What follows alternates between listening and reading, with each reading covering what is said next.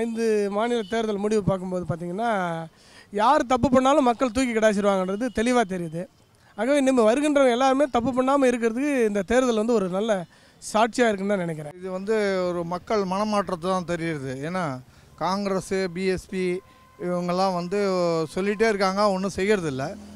ஒரு புத்துணர்ச்சியோட மக்கள் வந்து சரி பிஜேபிக்கு போட்டால் ஒரு மாறுதல் இருக்குமாங்கிற எண்ணத்தில் இருக்காங்க. அது போக போக தான் தெரியும். பிஜேபியை வந்து மக்கள் ஏற்றுக்கொண்டார்கள் அர்த்தம். இரண்டாவது பார்த்தோன்னா வந்து கோவாவிலையும் மணிப்பூர்லேயும் அவங்களுடைய ஆதிக்கத்தை செலுத்தி மீண்டும் பிஜேபி அங்கே நிலைநிறுத்தியிருக்காங்க. அது வந்து தவறான ஒரு இது. அது என்னுடைய கருத்து. ஆமாம், 5 மாநில தேர்தல் வந்து அவங்க பண்ணது ரைட்டுன்னு தான் ஏற்றுக்குச்சுன்னு தான் நான் நம்புகிறேன். ஆனால் அதுக்கு முன்னாடியே நானும் அதை நம்பினேன். சில பேருக்கு வந்து எல்லாமே வந்து தப்பாக சொன்னாங்க, ஆனால் கரெக்டான முடிவு எடுத்திருக்காங்க. மக்கள் இப்போ வர வர கரெக்டாக தான் இருக்காங்க நான் நினைக்கிறேன். காங்கிரஸாக இருந்தாலும் சரி, பிஜேபியாக இருந்தாலும் சரி, அவங்க புதிய ஆட்சி வரணும்னு எதிர்பார்த்தாங்க. இதை வந்து பிஜேபி வந்து நல்லா பயன்படுத்திக்கிட்டாங்க, வேறு ஒன்றும் இல்லை. மற்றபடி மோடி மேலே அவங்களுக்கு ஒரு புதிய நம்பிக்கை ஏற்பட்டிருக்கு. 5 மாநிலத்து தேர்தலை பொறுத்த வரைக்கும் மக்களுடைய தனிப்பட்ட கருத்தில் மக்கள் வந்து பிரதிபலித்திருக்காங்க. ஸோ மக்கள் என்ன எதிர்பார்க்காங்கன்னா, ஜனநாயகத்தில் ஊழல் ஒழிக்கணுன்ற நல்ல எண்ணத்தோட மக்கள் ஓட்டு பிரதிபலித்திருக்காங்க. சார், இப்போ 5 முடிஞ்ச தேர்தல் கணக்கு பார்க்கும்போது வந்து பாரதிய ஜனதா வந்தது வந்து ஒரு பக்கம் சந்தோஷமாக எடுத்துக்கிட்டாலும் இந்த பணப்புழக்கங்கள் வந்து ரொம்ப அதிகம் குறைஞ்சிருச்சு. தொழில் பிஸ்னஸ் பண்ணுறவங்களுக்கு வந்து வரும் காலத்தில் ரொம்ப பாதிப்பு இருக்கும். ஆல்ரெடி சென்ட்ரல் கவர்மெண்ட் பிஜேபி இருக்குது. கம்பல்சரி மோடி வந்து யூபியில் தான் கான்சன்ட்ரேட் பண்ணி அதுதான் பிடிக்கலான்னு சொல்லி ஒரு திட்டமிட்ட ஒரு இது பண்ணி ஆல்ரெடி அவங்க ஒரு ஸ்கெட்ச் போட்டு அமித்ஷாவு மிச்சம் எல்லாமே எல்லாம் குரூப்ஸ் எல்லாம் ஒரு ஒன்றா சேர்த்து அங்கே ஜெயிச்சு வச்சுருக்காரு. சரி, பஞ்சாபில் ஆப் போகிறதுன்னு எதிர்பார்த்தோம். பட் அன்ஃபார்ச்சுனேட் அங்கே காங்கிரஸ் வந்து விட்டது. உத்தரகாண்ட் ஆல்ரெடி பிஜேபின்னு தெரிஞ்சிருச்சு. சரி, இப்போன்றதுலாம் த்ரூ அவுட் நெக்ஸ்ட் 19 கூட நம்ம இவர் தான் மோடி தான் பிரதான் மந்திரி அவர்ன்ற ஒரு நம்பிக்கை. மக்களால் ஒற்றுமையாக மக்களால் தேர்ந்தெடுக்கப்பட்ட 2 மாநிலம் தான். மற்ற 2 மாநிலத்திலையும் இவங்க பணத்தை கொடுத்து சுயேட்சையை மற்றவங்களை சேர்த்து இன்றைக்கி ஆட்சி அமைச்சிருக்கார்கள். தனிப்பட்ட செல்வாக்குன்றது எதுவும் கிடையாது பிஜேபிக்கு. மக்களுக்கு கெட்டவனை பிடிக்கலன்னா யாருமே நல்லவன் கெட்டவெல்லாம் தெரியாது. ஒன்று எனக்கு பிடிக்கலன்னா இவனை நான் போடுவேன். இப்போ பாரத பிரதமர் மோடி யாருக்கு தெரியும்? காங்கிரஸ் பிடிக்கல, அதனால் மோடியை தேர்ந்தெடுத்தாங்க, அவ்வளோதான். அது மாதிரி ஒன்று எனக்கு பிடிக்கலன்னா யாருக்கும் சம்மந்தப்பட்டவங்கள யாரும் வேண்டியப்பட்டவங்கள ஒன்று எனக்கு பிடிக்கலன்னா நான் இவனுக்கு போடுவேன், இவ்வளோ தான். மக்களுக்கு வந்து அவங்க எப்படி இருக்காங்க என்ன இருக்காங்க, கரப்ஷன் இல்லாத ஒரு ஆட்சி, யாரும் வந்து தப்பு பண்ணாத ஒரு ஆட்சி, தப்பு பண்ணுறவங்களை கேட்குற ஒரு ஆட்சி வந்துச்சுன்னா நமக்கெல்லாம் நம்ம நாட்டுக்கு நல்லது தான். 5 மாநில தேர்தல் முடிவுகள் வந்து இது முழுக்க மோடி வந்து இந்த கருப்பு பண ஒழிப்புக்காக அவர் கொண்டு வந்த திட்டம் வந்து மக்களுக்கு, ஏழை மக்களுக்கு பயன்படுங்கிற நம்பிக்கையில் போட்ட ஓட்டு தான், மோடிக்காக விழுந்த ஓட்டு தான். வேறு கள்ளப்பணமெல்லாம் ஒழிஞ்சு நம்ம நல்லா இருக்கலான்னு ஏழைகள் இருக்குது. அதனால் அது வந்து மோடிக்கு மட்டுமே தான் அந்த இது சேரும். பிஜேபிக்கு பிஜேபி மேலே மக்களுக்கு ஒரு நம்பிக்கை வந்திருக்கு. 5 மாநில தேர்தல் முடிவு ஒரு பொதுவான ஒரு கருத்து என்ன வருதுன்னாக்கா, ஆளுங்கட்சியானதை டவுன் பண்ணியிருக்காங்க. அதனால் வந்து இது வந்து இன்னாருடைய செல்வாக்கு, இன்னாருடைய குறைபாடுங்கிறது பதிலாக ஆளுங்கட்சியோடைய அடாவடி அல்லது குறைபாடுகளை கணக்கு தீர்க்கிறதுக்கு ஒரு வாய்ப்பாக பயன்படுத்தியிருக்காங்க. இது நம்ம தெளிவாக பண்ணிக்கணும். இப்போது இந்த மாதிரி சொல்கிறாங்க, எங்கள் யூபியில் சொல்கிறாங்க பண்ணாக்கா யாருக்கு வாய்ப்பு கொடுக்க முடியும்? மாயாவதி இருந்தாங்க, அது முடியாது. இப்போ அகிலேஷ் அந்த குடும்ப பிரச்சனை முடியாது. வேறு அடுத்து பெஸ்ட்டு யார், இருக்கிறது யார் பெஸ்ட்டுன்னு இருக்கிறப்போ போய் தானே ஆகணும். அது ஒரு செய்தி.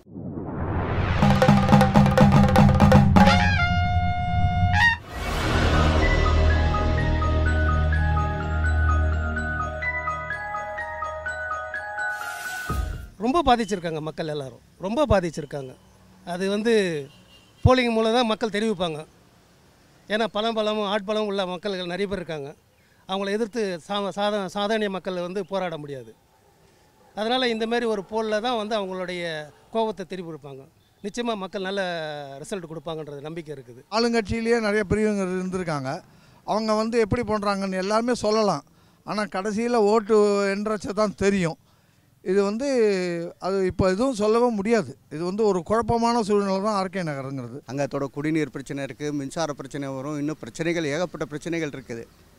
இது ஒருத்தர்னால் எந்த மாற்றத்தையும் கொண்டு போகிறதுக்கான வாய்ப்பு ரொம்ப கம்மி. வர ஒருத்தர் யார் வராங்களோ அவங்களால எந்த மாற்றத்தையும் கொண்டு போக முடியாது. இப்போ ஆளுங்கட்சி யார் ரூலிங்கில் இருக்காங்க அவங்க தான் எதையாக இருந்தாலும் செய்ய முடியும். கண்டிப்பாக ரெட்டை இலையில் யார் நிற்கிறாங்களோ அவங்களுக்கு தான் வாய்ப்பு அதிகம். அது ரெட்டை இலைங்கிறது யாருங்கிறது வந்து இப்போ தேர்தல் அதிகாரி தான் முடிவு பண்ண வேண்டிய நிலைமையில் இப்போதைக்கு இருக்குது. ஆர்கே தொகுதி பொறுத்தவரையும் அம்மாவுடைய தொகுதி அது. அது ரெட்டை இலை எங்கே நிற்குதோ கண்டிப்பாக மக்கள் அங்கே தான் போடுவாங்க. இந்த தீபா பன்னீர்செல்வம்லாம் யாருமே கிடையாது. ரெட்டை இலை தான் மெயின். இவங்க இது நாங்கள் தான் நிற்போம் இவங்க தான் நிற்பான்ற சொல்கிறதுக்கு தகுதி இல்லாதவங்களாம் ரெட்டை இலை நிற்கணுன்றாங்க. அது தவறான ஒரு இது. ரெட்டை இலை எங்கே நிற்குதோ அது அங்கே தான். ஏன்னா அம்மா எம்ஜிஆர் உருவாக்கின அந்த ரெட்டை இலை சின்னம், ரெட்டை இலை தான் மெயின். ஆர்கே நகர் கான்ஸ்டன்சிலேருந்து இப்போ வந்து சுச்சுவேஷன் பார்த்தா பன்னீர்செல்வமுக்கு தான் சப்போர்ட் இருக்க மாதிரி தெரியுது. ஏன்னா தினகரன் மேலே அந்த அளவுக்கு யாருக்குமே நல்ல அபிப்பிராயம் இல்லை. சரி, இந்த இதில் வந்து பன்னீர்செல்வம் குரூப்பில் வந்து மதுசூதன் வேறு நிப்பாட்டு வச்சுருக்காங்க. சரி, அவர் மேலே அந்த கான்ஸ்டன்ஸில் அவருக்கு வந்து ஒரு நல்ல இமேஜ் இருக்குது. ஆல்ரெடி அந்த இடத்துல ஒர்க் பண்ணதுனால அவருக்கு ஒரு சான்ஸ் உண்டு. டிஎம்கேல கூட பழைய ஏற்கனவே நின்ன கேண்டிடேட்னா கொஞ்சம் ஸ்ட்ராங்காக இருந்திருக்கும். பட் இப்போ வேறு புதுசாக ஒருத்தர் வந்திருக்காரு. அவர் மேலே எந்த அளவுக்கு அங்கே பப்ளிக்கோட இது இருக்குன்றது புரியல. அப்போ ஏற்கனவே தோத்தா அந்த எக்ஸிஸ்டிங் பழைய லேடி அவங்கன்னா கொஞ்சம் பெட்டராக இருந்திருக்கு என்னோடய ஃபீலிங். ஆர்கே நகரில் வந்து சசிகலா தவிர யாரும் ஜெயிக்க முடியாது, அதுதான் உறுதி. சசிகலா ஒரு சொன்னார் தீபா ஜெயிச்சிடும் பன்னீர்செல்வம் எப்படி ஜெயிப்பாங்க, அதெல்லாம் ஜெயிக்க முடியாது, ஒன்றும் முடியாது. திவாகரன் தான் அடுத்த எம்எல்ஏ. திவாகரன் தவிர வேறு யாரும் வர முடியாதுங்க, அதுதான் உறுதி. ஆர்கே நகர் இடைத்தேர்தல் இப்பொழுதுக்கு பார்த்தால் இங்கே அதிமுகவில் 3 பிரிவுகள் இருக்கின்ற காரணத்தினால் ஆர்கே நகரில் திராவிட முன்னேற்றக் கழகம் பெரும்பான்மையான ஓட்டுகள் வித்தியாசத்தில் வரக்கூடிய வாய்ப்புகள் இருக்கின்றது. ஏனென்றால் இங்கே 3 பிரிவுகள், அதே 2 அணியாக இருந்தால் கூட அதில் அதிமுக வருவதற்கான வாய்ப்பு இருக்கும். தினகரனை, டிடிவி தினகரனை மக்கள் யாருமே ஏற்றுக்கொள்ள மாட்டார்கள். டிடிவி தினகரன் அவர் எதற்குமே உகந்த ஆட்கள் இல்லை. அந்த நேரத்திலே அம்மா அவர்கள் டிடிவி தினகரன் அவர்களை ஒதுக்கி வைத்திருந்தார்கள். இந்த நேரத்தில் அம்மா இல்லாத காரணத்தினால் டிடிவி தினகரனுக்கு அந்த வாய்ப்பினை கொடுத்து பணபலமாக பக்கபலமாக என்று பார்க்கும்போது பணபலம் தான் ஜெயித்தது என்ற காரணத்தினால் டிடிவி தினகரன் இன்றைக்கு துணை பொதுச் செயலாளராகவும் இப்பொழுது இடைத்தேர்தலில் நின்று அவர் வெற்றி பெற்று முதல்வராவதற்கான வழிவகுத்து கொண்டிருக்கிறார்கள். ஆனால் அவரை வர மக்கள் ஒருபோதும் துணை போக மாட்டார்கள் என்பது என்னுடைய கருத்து. தமிழ்நாட்டை பொறுத்தவரையிலும் இன்றைக்கு சூழ்நிலை எடுத்துக்கினா புரட்சித் தலைவர் அம்மாவுடைய ரத்தமான ரத்த சம்பந்தப்பட்டவங்க அவங்களுடைய அண்ணன் மகள் தீபா அவர்களுக்கு இன்றைக்கு நன்றாக செல்வாக்கு இருக்கிறது. இன்றைக்கு தானாக தேடி வருகின்ற மக்கள், பணத்துக்காக வர வேண்டிய அவசியம் அவங்ககிட்ட கிடையாது. பணம் கொடுத்து மக்கள் இட்டுன்னு வராங்க. தீபா அம்மாவுக்கு அவங்க தானாக தேடி வராங்க. தீபா அம்மா அவர்களுக்கு புரட்சித் தலைவர் அம்மா அவருடைய அண்ணன் என்ற மகள் முறையில் அவங்க நல்ல ஒரு வாய்ப்பு இருக்கிறது. ஆர்கே நகர் இடைத்தேர்தல் வந்து யார் வெற்றி பெறணும் அப்படிங்கிறது மக்கள் கருத்து எப்படி இருக்கோ, ஆனால் இப்போ ஆண்டுகிட்டு இருக்க கட்சி வந்து வெற்றி பெறக்கூடாது. ஆர்கே நகர் இடைத்தேர்தலை பொறுத்த வரைக்கும் யாரும் எதுவும் வாங்காமல் ஓட்டளித்தா நல்லாயிருக்கும். ஏன்னா யாரும் எதுவும் கொடுக்காம அரசாங்கம் ரொம்ப தெளிவாக வேலை பார்க்கணும். அப்போ தான் அது நல்ல தேர்தல். எல்லாம் கொடுப்பாங்க எல்லாம் போவாங்கன்னா அது நல்ல தேர்தல் இல்லை. யாரும் எதுவும் வாங்கக்கூடாது. எதுவும் வாங்காமல் உண்மையாகவே ஓட்டு போடணும். நம்முடைய உரிமையை வந்து நிலைநாட்டணும். நியாயமானவர்களை நாமளே தேர்ந்தெடுக்கணும். எதையாவது வாங்கிட்டுன்னா அவர் நம்ம யாரையும் திரும்பி கூட பார்க்க முடியாது. நல்லதெல்லாம் நம்ம மக்கள் வந்து தேர்ந்தெடுக்க மாட்டேங்கிறாங்க. யார் பணம் கொடுக்குறான், யார் தப்பு பண்ணுறான், யார் திருடுறான், யார் பொய் சொல்கிறான்ன்றது தெரியாமல், யாரை நல்லா வந்து தேர்ந்தெடுக்கிறதுக்கும் தெரியாமல் இந்த மாதிரிலாம் வந்து தப்பு நம்ம நாட்டில் நடந்துக்கிட்டே இருக்குது. இன்னும் வரும் காலங்களில் கூட வந்து இந்த மாதிரி தப்பு நடக்காமல் நல்ல மனிதர்களை யார் நல்லா செய்வாங்க, யார் இன்னும் நல்லா தேர்வு பண்ணி நீங்கள் ஓட்டு பதிவு பண்ணுங்கள். இந்த இடைத்தேர்தலில் கூட நான் அதுதான் விரும்புகிறேன். இந்த இடைத்தேர்தலில் வந்து நிறையா பேர் நிற்கிறாங்க. ஆனால் நல்லவங்க யாருன்றது எல்லாம் எனக்கும் தெரியும், உங்களுக்கும் தெரியும். அதனால் வந்து இந்த ஓட்டை வந்து தயவுசெய்து வந்து நீங்கள் வேஸ்ட் பண்ணிடாதீங்க. நல்லா தேர்வு பண்ணி இந்த ஓட்டு இந்த இடைத்தேர்தலில் மட்டும் யாராவது தப்பாக வந்துட்டாங்கன்னா நம்ம நாட்டையும் நம்மளுடைய சுகாதாரத்தையும் யாராலும் காப்பாற்ற முடியாமல் போயிடும்.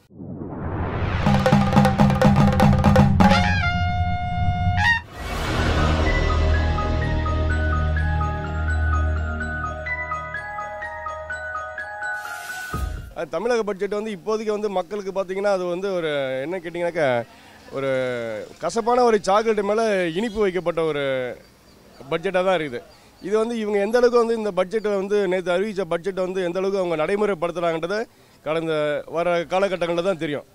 இப்போதைக்கு நம்ம வந்து எதுவும் சொல்ல முடியாது. ஏன்னா ஏற்கனவே வந்து பொருளாதார நிலைமையை பார்த்தாக்க தமிழ்நாடு வந்து 4.4 லட்சம் கோடி ரூபாய் கடனில் இருக்குதுன்னு மக்கள்லாம் சொல்கிறாங்க, அரசியல் ஆட்சியாளர்களும் சொல்கிறாங்க, அண்ணாடிஎம்கேவே சொல்லுது, எதிர்கட்சியும் சொல்லுது. ஆக வந்து இதை வந்து எப்படி அவங்க சமாளிக்க போகிறாங்க, இந்த பட்ஜெட்டில் அனௌன்ஸ் பண்ண திட்டங்கள் வந்து எப்படி கிடப்பில் போட போகிறாங்களா, இல்லை வந்து வெள்ளை அறிக்கையாகவே இதை வந்து மக்களுக்கு செயல் திட்டங்களை வந்து நிறைவேற்ற போகிறாங்கன்னு பொறுத்திருந்து பார்ப்போம். பட்ஜெட் வந்து வருஷம் போடுற பட்ஜெட் தான். இதில் ஒன்றும் இடைத்தேர்தலும் உள்ளாட்சி தேர்தலும் வருவதற்காக போடப்பட்ட பட்ஜெட். இதில் ஒன்றும் விசேஷமாக எந்த வரியும் விதிப்பும் கிடையாது. வரி இல்லாமல் இப்போ ஏழை மக்களுக்காக ஒன்றுமே பண்ண பட்ஜெட்டில் இல்லை.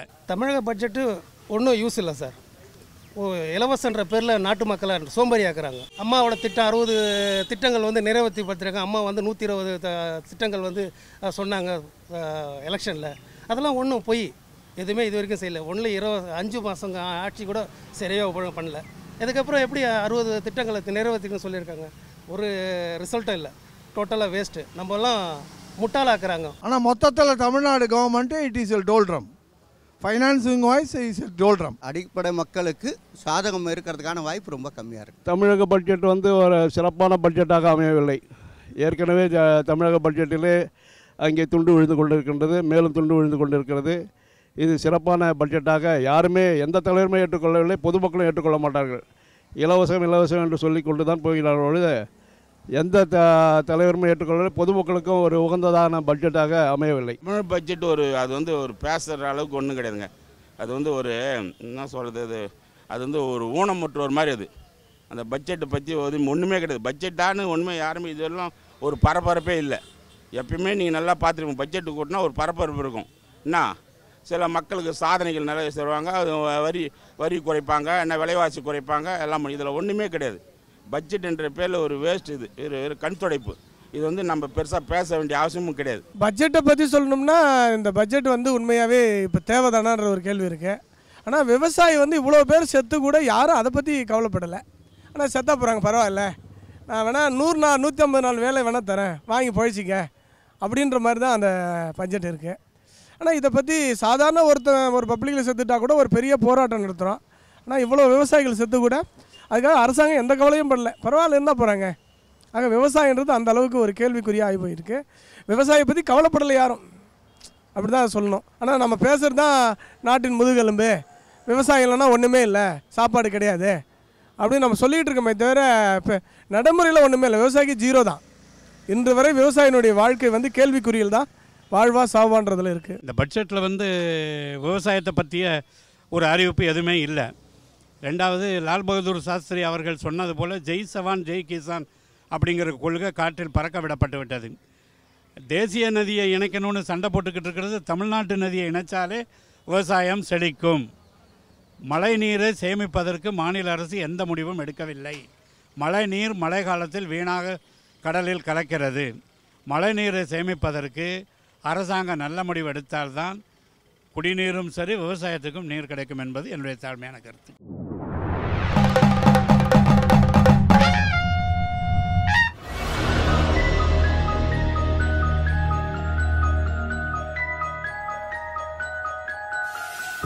முதல்லலாம் வந்து 500 ரூபா இருந்தால் பேலன்ஸ் இருந்தால் போதும் அப்படின்னு சொன்னீங்க. அப்புறம் 0 பேலன்ஸில் கூட ஆரம்பிக்கலாம் அப்படின்லாம் சொல்லிங்க. பட் இப்போ ஏன் ஆல் ஆஃப் அ சடன் இந்த 5000ன்றது வந்து ஏற்றுக்கொள்ள முடியாத ஒரு விஷயம். இது எனக்காக இல்லை, என்னால் எல்லாம் அஃபோர்ட் பண்ண முடியும். பட் நான் பேசுகிறது வந்து எங்கள் வீட்டு வேலைக்காரங்க இல்லை மற்றவங்க எல்லாருக்குமே இது வந்து ஹெல்ப்ஃபுல்லாக இருக்கும். அதை வந்து கண்டிப்பாக குறைக்கணும். இப்போ எல்லா இடத்துலையுமே கலந்த மாதிரி தான் இருக்காங்க. இப்போ ஜனங்க வந்து இங்கே இருக்கிறவங்க அங்கே போகிறாங்க. இப்போ நிறைய வந்து ஃப்ளோட்டிங் பாப்புலேஷன் இருக்குது. இப்போ வில்லேஜில் இருக்கவங்க வில்லேஜிலே இல்லை, அங்கே சரியாக அவங்களுக்கு விவசாயம் தப்பி போச்சுன்னா சரி எங்கேயாவது போய் ஒரு வாட்ச்மேன் உத்தியோகமாவது பார்த்து பொழைச்சிக்கலாம் அப்படின்னு இங்கே சென்னைக்கு வராங்க. அப்படி இருக்கவங்க கண்டிப்பாக ஒரு அக்கௌண்ட்டை ஓப்பன் பண்ண சொல்கிறாங்க. இப்போ தான் எல்லாத்தையுமே த்ரூ அக்கௌண்ட்டு தானே உங்களுக்கு பேமெண்ட்டு எல்லாமே. இந்த டிமானிட்டைசேஷனுக்கு அப்புறமா இதுதான் வந்து ஒரு ப்ரொசீஜர் ஆகிடுச்சு. எல்லாரையுமே அக்கௌண்ட் ஓப்பன் பண்ணுங்கன்னு சொல்கிறீங்க. அப்படி இருக்கும்போது இந்த 5000ங்கிறது பெரிய அமௌண்ட்டாக எனக்கு தெரியுது. இதனால் பொதுமக்கள் வந்து பாதிக்கப்படுவாங்க. எஸ்பிஐலுடைய சிஸ்டங்கள் வந்து இப்போ பொதுமக்களுக்கு பாதிப்பு அதிகமாக இருக்கும். பாமர மக்கள் நிறைய பேர் இருக்காங்க, விழிப்புணர்வுக்கு ரொம்ப கம்மி. அந்த விழிப்புணர்வை வந்து அதிகமாக படித்துட்டு அதுக்கப்புறம் செஞ்சாங்கன்னா யூஸ்ஃபுல்லாக இருக்கும். இல்லைன்னா அது ப்ராப்ளம் தான் எல்லாருக்கும். அது வந்து கொஞ்சம் கஷ்டமான சமாஜம். 5000 ரூபா அப்படிங்கிறச்சே கொஞ்சம் கீழ்த்தரமானது. முதல்ல வந்து நேஷ்னலைஸ் பேங்கில் 500 ரூபா வச்சுருந்தாங்க, அப்புறம் 1000 ரூபா ஆக்கினாங்க, 1500 ரூபா ஆக்கியிருக்காங்க. எஸ்பிஐயில் 5000 ரூபா அப்படிங்கிறது வந்து சாமானிய மக்களை நிச்சயமாக பாதிக்கும். 5000 ரூபாங்கிறது சாமானிய தொகை இல்லை. சாதாரணமாக என் மேலே சுமையை தூக்குனாக்கா 25 கிலோ தான் தூக்க முடியும். இவங்க தூக்கி இருக்கிறது வந்து 100 கிலோவாக தூக்கி வச்சுருக்காங்க. அது எப்படி சுமக்கிறதுங்கிறது தான் தெரியல. 3 டிரான்சாக்ஷன் 4 டிரான்சாக்ஷன் மேலே 150 ரூபா பிடிக்கிறேன், 200 ரூபா பிடிக்கிறேன் அப்படின்னா நம்ம பணத்துக்கு நம்மளே பிடிச்சிக்கிறதுக்கு நாம ஏன் சார் பேங்க்கில் கொண்டு போய் போடணும்? பேங்க்கில் வச்சா சேஃப்டியாக இருக்குங்கிறதுனால தான் பேங்க்கில் வைக்கிறான். அவனே நம்ம பணத்துக்கே நம்ம பிடிச்சிக்கிறோம் அப்படின்னா நாம் எப்படி பேங்க்கில் போட முடியும்? சாதாரண மக்கள் எப்படி பேங்க்கில் இது பண்ண முடியும்? இதெல்லாம் நல்லதுக்கு நடக்கிறதுக்கு தானே. ஏதாவது ஒருத்தங்க செய்கிறாங்க, அது செய்கிறாங்க, இது செய்கிறாங்கன்றதோட செஞ்சு பார்க்கட்டுமே. நான் என்ன சொல்கிறேன்னா, லாபமாக நஷ்டமாக செஞ்சு பார்த்தா தான் தெரியும். செய்யறதுக்கு முன்னாடியே அது நடந்துடுது, இது நடந்துடுது, இவன் ஏமாத்துறான், அது இதெல்லாம் இருக்கக்கூடாது. லாபமாக இருந்தாலும் சரி, லாஸாக இருந்தாலும் சரி, எதாக இருந்தாலும் நடைமுறைக்கு வரணும்னு தான் நான் சொல்கிறேன். அது வந்து அவன் வந்தால் இதை பண்ணிடுறான், அது பண்ண நடக்காதுக்கு முன்னாடி எதுவுமே பேசாதீங்க. நல்லதாக இருந்தாலும் கெட்டதாக இருந்தாலும் அனுபவத்தில் வந்து பார்க்கட்டுமே, என்ன தப்பு இருக்குது? எதாக இருந்தாலும் நம்மளோட சமுதாயத்துக்கு நல்லதாக இருந்தால் எடுத்துக்கலாம், கெட்டதாக இருந்தால் விட்டுடலாம், என்ன இருக்குது? இப்போ 4 பேங்க் இருக்கிறது 3 ஆகும், 3 இருக்கிறது 2 ஆகும், 2 இருக்கிறது 1 பேங்க் ஆகும்.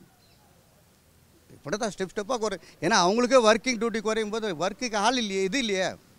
பேங்க்குக்கு 10 பேர் போனால் தான் அவங்களுக்கு ஒர்க்கு, இல்லைன்னா எப்படி ஒர்க் ஆகும்? எஸ்பிஐ அந்த பணம் வந்து சும்மா தான் சார். இல்லாதப்பட்டவங்க இருக்கப்பட்டவங்க இல்லாதப்பட்டவங்களாம் எப்படி சார் அக்கௌண்ட் லைன் 5000 ரூபா போட முடியும்? நல்லா வியாபாரிங்க எழுது பண்ணுறவங்க எல்லாம் ஒரு தவறான அணுகுமுறை தான். அதெல்லாம் இது சரியில்லை. அதை வந்து சரி பண்ணணும் மத்திய அரசு. தேவையில்லை சார். அன்னெசரி ஏடிஎம்மில் போய் 5 டைம்ஸ் பண்ணால் அதுக்கு மேலே 160 200 ருபீஸ் சார்ஜஸ் எல்லாம் பண்ணுறாங்க. அதெல்லாம் தேவையே இல்லை. மக்களுக்கு என்ன ஆச்சுன்னா, ஒரு மோடி அந்த டிமானிசேஷன் கொண்டாடுறது வந்து பெரியவங்களெல்லாம் அடிச்சுட்டு நம்மளுக்கு எதுவும் ஹெல்ப் பண்ணுவாங்கன்னு பார்ப்பாங்க. இது வரலாம் ஸ்டில் வரல. ஃப்யூச்சரில் இதை நம்ம வருதுன்னு எதிர்பார்க்குறோம். வந்தால் பெட்டர், இல்லைன்னா கொஞ்சம் இதுதான். எஸ்பிஐ அது வந்து முன்னாடி அந்த பிரச்சனை இருக்கும்போது நிறைய பொதுமக்கள் பாதித்து கொண்டிருந்தார்கள். இப்பொழுது அந்த டாக்ஸ் எடுத்ததுனால அதுவும் பொதுமக்களை பாதிக்கக்கூடிய ஒரு விஷயம்தான். ஆகவே இதையெல்லாம் சரி செய்ய வேண்டும். மத்திய அரசு சரியான முடிவெடுத்து பொதுமக்களுடைய கருத்துக்களை ஏற்று வங்கியில் இருக்கிற குளறுபடிகள் கோளாறுகள் எல்லாத்தையும் சரி செய்ய வேண்டும் என்பது என்னுடைய தெளிவான கருத்து. அது வந்து டாக்ஸ் பார்த்து ரொம்ப அது மக்கள்கிட்ட ரொம்ப போய் செல்கின்ற ஒரு ரொம்ப தீங்கான ஒரு செய்தி அது, புரியுதுங்களா? அதனால் வந்து இது வந்து ரொம்ப கண்டிக்கத்தக்கது. இதை வந்து ஏற்றுக்கூடிய ஒரு விஷயமே கிடையாது. எஸ்பிஐ பார்த்தீங்கன்னா 5000 ரூபா டெபாசிட் இருக்கணும் சேவிங் அக்கௌண்ட்லன்றாங்க. இதில் வந்து நடுத்தர மக்களுக்கு இது ஒத்து வராத ஒரு பிரச்சனையாக இருக்குது. ஏன்னா பணக்காரங்க இருக்கப்பட்டவங்க பிளாக் மணி உள்ளவங்க வந்து 5000 ரூபா டெபாசிட் போட்டு வைக்கிறது வந்து சாதாரண மேட்டர். பட் ஆனால் வந்து ஏழை எளிய மக்கள் அன்றாட கூலி வேலை செய்கிறவங்க, சின்னதாக கரண்ட் அக்கௌண்ட்டில் மாதம் வந்து இப்போ 1 லட்ச ரூபா 2 லட்ச ரூபா போட்டு எடுக்கிறவங்க, இவங்களுக்குலாம் வந்து 5000 ரூபா டெபாசிட்ன்றது வந்து வேலைக்கு ஆகாத மேட்டர். குறைந்தபட்சம் இந்தியா முழுவதும் ஒரு சேவிங் அக்கௌண்ட்டில் வந்து 1000 ரூபாய் இருந்தால் போதுமானது என்னுடைய கருத்துங்க. இந்த எஸ்பிஐ பொறுத்த வரைக்கும் இது உண்மையிலே தேவையில்லாத ஒன்று. நான் 5000 ரூபா தான் அக்கௌண்ட்டில் வச்சுருக்கணும், எப்படி நியாயம் இருக்கும்? வா தினசரி வேலை செய்கிறவனுக்கு 300 ரூபா சம்பளம். 300 ரூபா சம்பளம்னா அவனுக்கு எவ்வளோ கிடைக்கும்? அவன் எங்கே போய் பேங்கில் போட்டு வைக்கிறது? சரி, அப்படியே பேங்கில் போட்டானா அதுக்கான 5000 ரூபா வையினா அவர் 3 ரூபா வட்டி 4 ரூபா வட்டி 10 ரூபா வட்டி, அது நம்ம ஊரில் எல்லாமே மீட்டர் வட்டி, அதை தான் வாங்கி அது உள்ளே போடணும். எதுக்கு அந்த பேங்க் வச்சுருக்கணும்?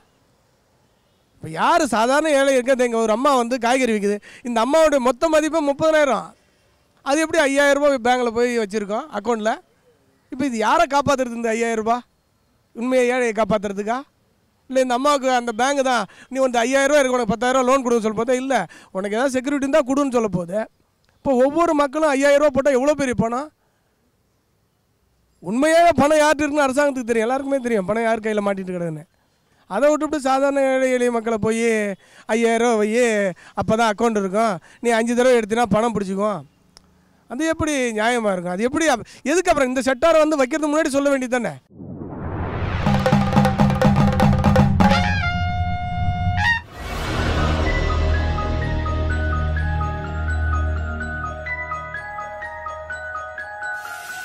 அது நிச்சயம் நல்லது தான். அது வந்து ஆதார் கார்டுங்கிறது நிச்சயமாக ஒரு இந்தியன் சிட்டிசனுங்கிறதுக்கு ஒரு ஐடென்டிட்டி. ஆதார் கார்டு ஆரம்பத்தில் இது ஒன்றும் பெரிய தேவையில்லை, அவ்வளோ இம்பார்ட்டன்ட் இல்லை, முக்கியம் இல்லை அப்படி இப்படின்னு சொல்லிவிட்டு இன்றைக்கி ஆதார் கார்டு இல்லாமல் எதையுமே நீங்கள் செய்ய முடியாது அப்படின்ற மாதிரி சொல்கிறீங்களே, அது எந்த வேலை நியாயம்? படிப்படியாக கொண்டு வரேன்னு சொல்லி உண்மையாகவே இப்போ வெளியூர் போய் வேலை செஞ்சுட்டு இருப்பார். அவர் வந்து கண்டிஷனில் வேலை செய்வார். 6 வருஷம் இங்கே தான் வேலை செய்யும். அவர் இன்றைக்கி வந்து ஆதார் கார்டே இங்கே எடுத்துக்க முடியாது. ஒரு வேலையை வந்து முடிக்கணும்னா அப்போ ஏற்கனவே கொடுத்த ரேஷன் கார்டெலாம் என்ன வருது? அப்போ அந்த ரேஷன் கார்டுக்கு மதிப்பே கிடையாதா? இப்போ ஆதார் கார்டுக்கு தான் மதிப்பு இருக்கா? அப்போங்க அது படிப்படியாக சொல்லலாம். ஒருவேளை ஆதார் கார்டு இல்லைன்னா ரேஷன் கார்டு வைங்க, அப்படி சொல்லலாம். அதில் நியாயம் இருக்குது. நான் ஆதார் கார்டு இல்லைன்னா அது எதுவுமே இல்லைன்னா அது என்ன அர்த்தம்? ஆதார் கார்டு எல்லோரும் இப்போ யூஸ் பண்ணணும்னு சொல்லியிருக்காங்க அரசாங்கம். அது நல்ல வரவேற்கத்தக்கது. இந்தியா வந்து பெரிய ஒரு நாடு. இதில் வந்து யார் யார் எங்கெங்கே இருக்காங்க என்ன இதுன்னு தெரியாது.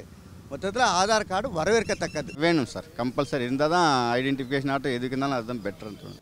ஆதார் கார்டு அவசியமான ஒன்று தான். ஏனென்றால் ஒரு நாட்டினுடைய பிரஜைக்காக அந்த ஆதார் கார்டு தேவைதான்.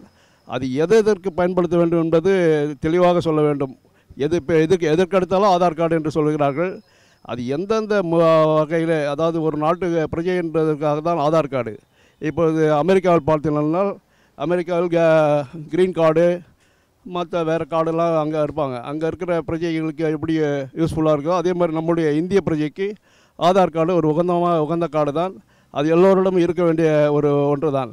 ஆனால் அதை எந்தெந்த இடத்துல எதற்கு உபயோகப்படுத்த வேண்டும் என்று அதை தெளிவுபடுத்த வேண்டும். அது மத்திய அரசாங்கத்தினுடைய கடமை. ஆதார் கார்டு வந்து அவசியமே இல்லை. மற்றபடி எல்லாமே இருக்குது. ரேஷன் கார்டு இருக்குது, ஓட்டர் ஐடி இருக்குது, மற்றபடி ஏடிஎம் கார்டு இருக்குது, எல்லாமே இருக்குது. ஆனால் ஆதார் கார்டு வந்து அது அவசியமே இல்லை. ஆதார் கார்டு மிக முக்கியமானதுங்க. ஆதார் கார்டு வந்து அனைத்து மாநிலத்துக்கு, இந்தியாவில் இருக்க அனைத்து மக்களுக்கும் வந்து ஆதார் கார்டு வந்து ஒரு அடையாள சின்னமாக தான் இருக்குது. ஆதார் கார்டு திட்டம் வந்து வரவேற்கத்தக்கது. அதை வந்து நம்ம ஃபெயிலர்னு சொல்ல முடியாது.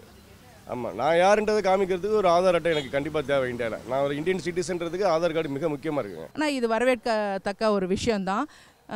எல்லாரையுமே வந்து ஒரு நம்பர், இப்போ ஃபாரின் கண்ட்ரீஸ்லலாம் அந்த ஒரு நம்பரை போட்டால் ஒரு சிட்டிசன் ஒரு இண்டிவிஜுவலுக்கு ஒரு நம்பருங்கிறது கடைசி வரைக்கும் அவன் பர்த் டு டெத்து வரைக்கும் அந்த நம்பரையே யூஸ் பண்ணுறாங்க.